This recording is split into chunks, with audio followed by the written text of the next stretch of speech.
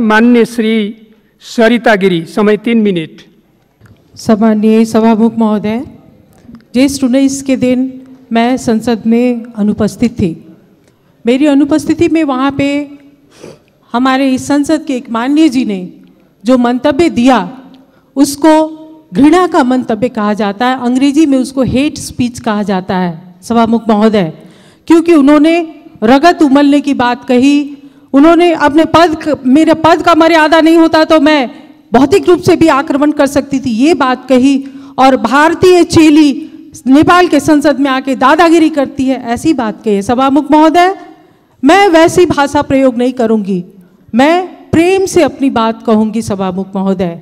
और मैं बहुत प्रेम और सद्भाव और आग्रह के साथ ये कहना चाहती हूँ कि इस मंतव्य को रिकॉर्ड किया जाए और नेपाल के कानून के अनुसार यह हेट स्पीच कानूनी कार्रवाई के लिए पर्याप्त होता है। और मैं सरकार का ध्यान आकर्षण कराती हूँ, गृह मंत्रालय का ध्यान आकर्षण कराती हूँ कि इसको रिकॉर्ड में लेके और कानूनी प्रक्रिया को आगे बढ़ाया जाए।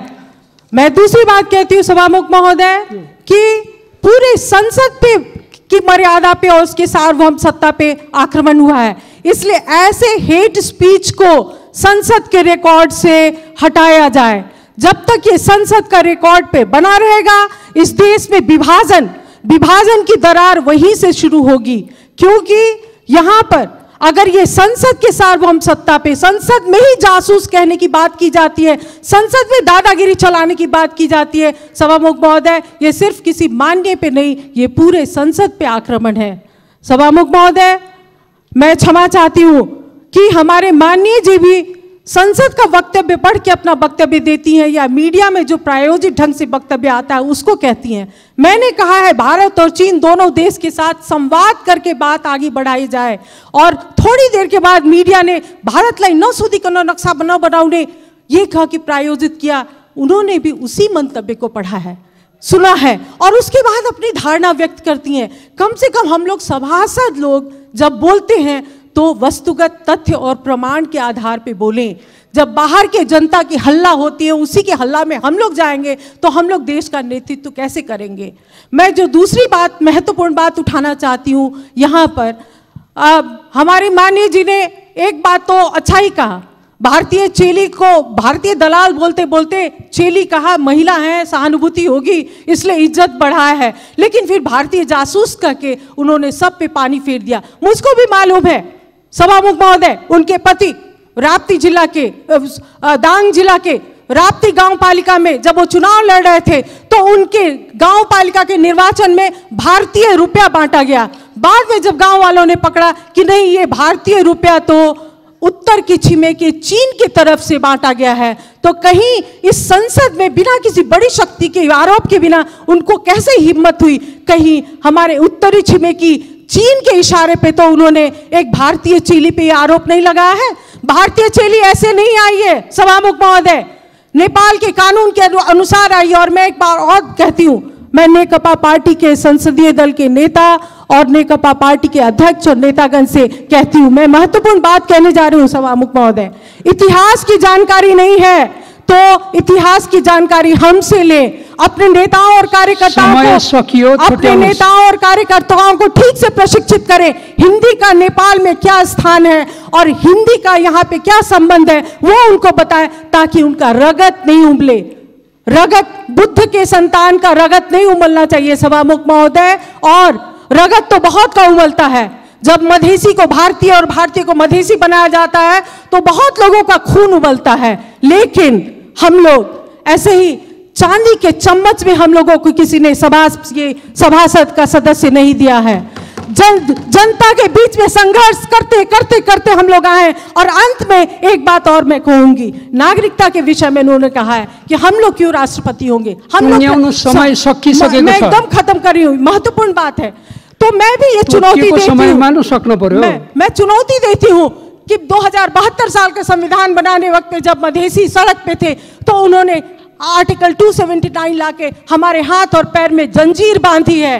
जंजीर जब तक रहेगी तो हमारा संघर्ष रहेगा, और हिम्मत है तो वो जंजीर को हटाइए और तब हम साथ मिलकर नेपाल बनाएंगे, नहीं तो ये बात तो चलती रहेगी। सभामुख महोदय, मैं फिर से कहती हूँ कि इसको सभामुख महोदय रिकॉर्ड से हटाया जाए। मैं ये मांग करती हूँ जब तक इसके बारे में ये घृणा का स्पीच इसको रिकॉर्ड से नहीं हटाया जाएगा, मैं क्षमा चाहती हूँ, हम लोग संसद को ठीक से सुचारू रूप से आगे बढ़ने में देने में असमर्थ हैं। सभामुख महोदय। माननीय श्री अमृता देवी अग्रहरी, समय 3 मिनट। सम्मानीय सभामुख महोदय, 19 गते के पार्लियामेंट के बैठक में जिस तरह हमारे माननीय गंगा चौधरी जी ने जो शब्द का प्रयोग किया है उससे हमारी पार्टी का ध्यान आकर्षण हुआ है। मैं स्पष्ट ढंग से कहना चाहती हूं कि माननीय गंगा चौधरी जी को माफी मांगना होगा। माननीय सदस्य अहिले बस्नुस्। माननीय सभामुख महोदय, जो भी इस सदन में सांसद के रूप में उपस्थित है वो संपूर्ण प्रक्रिया पूरा माननीय सदस्य मर्यादित ढंगले बोल्नु होला, तपाईहरु बस्नुस्। इसलिए मैं आपसे स्पष्ट रूप में कहना चाहती हूँ कि ये सदन जो है ये खून खौलाने वाला जगह नहीं है। स्तरीय भाषा में बोल्नु होला, विषयमा केन्द्रित गरेर बोल्नु होला। यहाँ खून ठंडा करके बात करना चाहिए, और अगर किसी का खून बहुत ज्यादा गर्म होता है तो बागमती में जाकर छलांग लगाना चाहिए। सभामुख महोदय, यहाँ किसी का अपमान करने का जगह नहीं है। सम्मानीय सभामुख महोदय, मैं स्पष्ट ढंग से कहना चाहती हूँ कि जिस तरीके से हम लोगों के साथ भेदभाव होता आया है, किसी भी बात का एक सीमा होता है, सीमा से बढ़ करके आवाज उठाया जा रहा, अपमान किया जा रहा है। हिंदी में जो बोलता है, हिंदी शब्द का प्रयोग उन्होंने कहा है। सम्मानीय सभामुख महोदय, आपके कार्य व्यवस्था के तहत शुरू में हम लोगों ने जब शपथ ग्रहण लिया था उस समय पूछा गया था कि आप किस भाषा में शपथ ग्रहण लेंगे। हम लोगों ने अपना अपना उद्देश्य के तहत, जिसमें हमको सरलता होती है, हिंदी में भी जिसको जो अपना सहज होता था उस अनुसार हम लोगों ने लिखित दिया था, और हिंदी में हम लोग बोलने के लिए शपथ ग्रहण लिया। और हिंदी में बोलने के लिए इस तरीके से हमारे ऊपर जो है छीटाकशी होता है, अपमान होता है। हम ये कहना चाहते हैं सभामुख महोदय कि हिंदी बोलने से कोई हिंदुस्तानी नहीं होता, अंग्रेजी बोलने से कोई ब्रिटिश का नागरिक नहीं होता। जिस भाषा को जिसको सरलता होती है उसी भाषा का प्रयोग किया जाता है सभामुख महोदय। इसलिए मैं आप लोगों से कहना चाहती हूँ, इस सदन से कहना चाहती हूँ, अगर इस देश में कोई सच्चा राष्ट्रवादी है तो वो मदेशिया है, क्योंकि मदेश ही देश के चारों तरफ, 3 तरफ मदेशी का बसोबास है, जहां पे आज तक 1 इंच भी जगह मदेशियों के रखवाली के तहत किसी में हिम्मत नहीं हुआ समय सकियो टुंग्याउनु जो आकर के आक्रमण कर सके। लेकिन आज जो सीमा को लेकर बात उठ रही है सभामुख महोदय, बहुत महत्वपूर्ण बात है।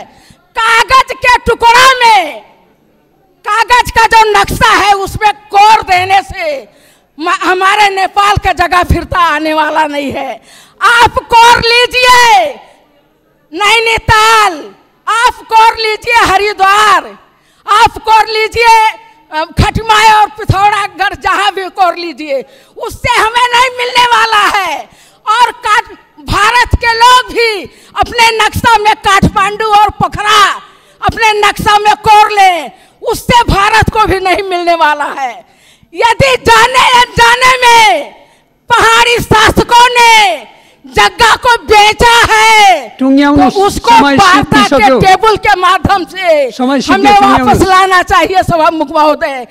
जगह बेच करके और नौटंकी करने से जगह वापस नहीं आता है। इसके लिए कूटनीतिक वार्ता के टेबल पे बैठिए और जगह को वापस लाइए। और यदि ऐसा नहीं कर सकते हैं इस देश के शासक लोग, तो कुर्सी से राजीनामा दे, कुर्सी छोड़ दे, मदेशिया उस कुर्सी पे बैठ करके और देश को वापस लाएगा।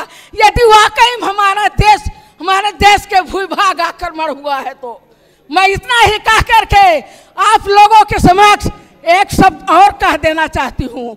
नागरिकता के विषय में भी हमारे माननीय जी ने आवाज उठाया कि एक सांसद के पास 2 नागरिकता है। मैं कहती हूँ वो नागरिकता